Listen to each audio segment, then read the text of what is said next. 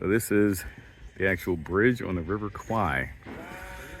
The original one was destroyed, bombed by the good old U.S. of frickin' A. That's right, baby.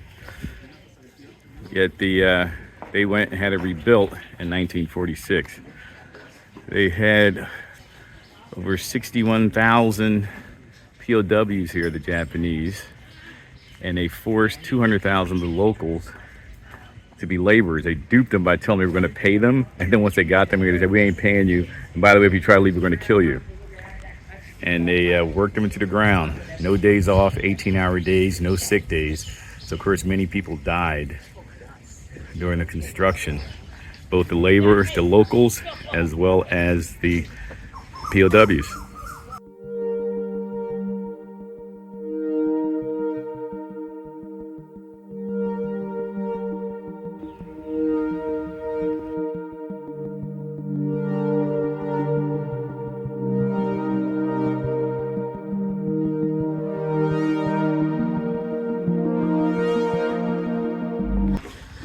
So the bracketed part is the reconstruction. These curved portions of the bridge are actually the original bridge. All right, these are both the original. Yeah, that original. This is the original bridge that they built, still standing. The part that got bombed is the part that's square. Yeah, this is what these men spilled their blood to build, and it still stands to this very day. Yeah, dang. So here it is, the actual River Kwai. Of course, they got little things down here now, touristy stuff. Yeah, this is actually the same ground, it's the same river that the more than 61,000 POWs worked on. That's the actual bridge. Now the bridge, the original bridge, the Americans, USA, blew it up. They waited, and the Japanese finished the bridge. Thinking Japanese, Imperial Japanese Army finished the bridge. Thought they were all of that and then some. And then the good old U.S. of frickin' A came in and blew the bridge up. They're all that work. If you read the book or watched the movie, the bridge was rebuilt in 1946, and it's been maintained ever since. So this is the actual river that they built the bridge over. This is the rebuilt bridge of what they did. Yet these grounds here are the same ones that the POWs, 61,000 POWs, 200,000 local laborers, toiled on. Right here. Unbelievable. Here I am standing in front of an actual prisoner of war camp. As you can see by the sign and all the commercialized stuff around it. So this is, I guess, what a guard tower, similar to what a guard tower looked like back in those days. And they kind of pieced that together and put a prisoner of war camp sign on it. It is interesting seeing all this stuff. Again, this is the same ground, land that the POWs who built the bridge over the River Kwai, where they worked at. And I'm walking in the same footsteps. Unreal. Holy smokes, it is a POW camp. They built I'm late for my tour, of course. Let's go ahead and run in real quick, take a look at it. Here's some of the shacks and stuff. Let's look at some of them. Now, obviously, these things have been put back together. Ain't original World War II type stuff yet. Give you some idea what some of the little shacks were like that they lived in. Take away some of the advertisements, obviously. A lot of bamboo. Bamboo and wood. You can see the construction. Pretty clever, actually. This stuff is waterproof as well. The rain can't get through it. It's amazing. This is the actual River Kwai.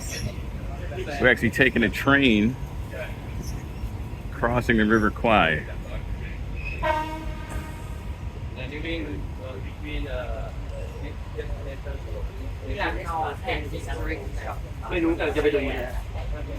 This is the train that we're riding in. Let's see if we can zoom in on that prisoner of war camp. You see the whole bunch of stuff. Thank you. Thank you. Here's a prisoner of war camp sign.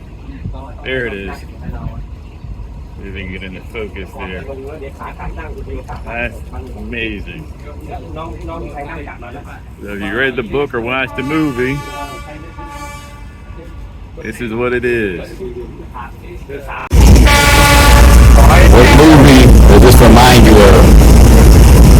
In a train, riding through the jungle. Give me 3 guesses. I'll give you a hint. One of the stars of the movie was Tom Burns. That's why I gave a sniper. Because it reminds me of riding a train through the jungle. Tom Burns and Miller, Gunny and Miller, heading off to take out some of the bad guys.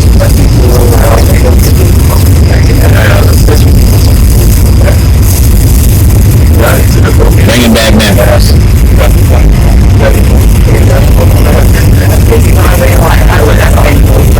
So this area used to be the prisoner of war camp. They converted it into a resort.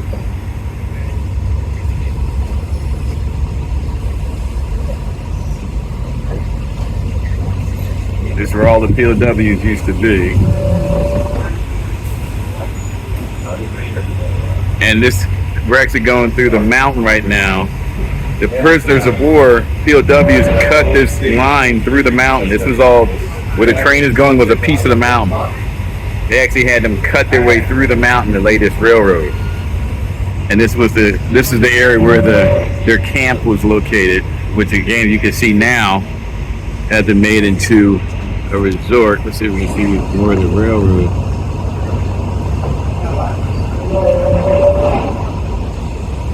Amazing, history just comes alive. What you see here are actual carvings in the sides of the mountains. These are the marks that the POWs and the locals who were enslaved, how they literally cut their way through the mountain with a train. They use hand tools. So you can see the individual cuts in the mountain from people using like chisels and hoes and all that type of stuff. Simple hand tools that cut their way through the mountain. And all you see here, these are stacks of railroad ties. And they say that there were so many POWs and locals that worked on the railway that each one of those railroad ties represents one of the people that worked on it. The bomb. If you to get a bomb by the American. And there we are, another one of the bombs made in the US of A. We always leave our mark. This is the train. The train that could have been used in the movie Sniper to drop off Master Guns and Miller. Maybe, maybe not. This is the original wood from the bridge, from the railway that the POWs built. Still standing to this very day. Amazing. Take another look over here. Imagine working 18-hour days, no days off, no sick days. You're just working like this. Wow.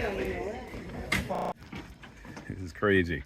And these are the railroad, and so many POWs worked on this stuff that you said you can count every railway sleeper or railroad tie, and that equates to the number of one POW. That's how many POWs they had out here.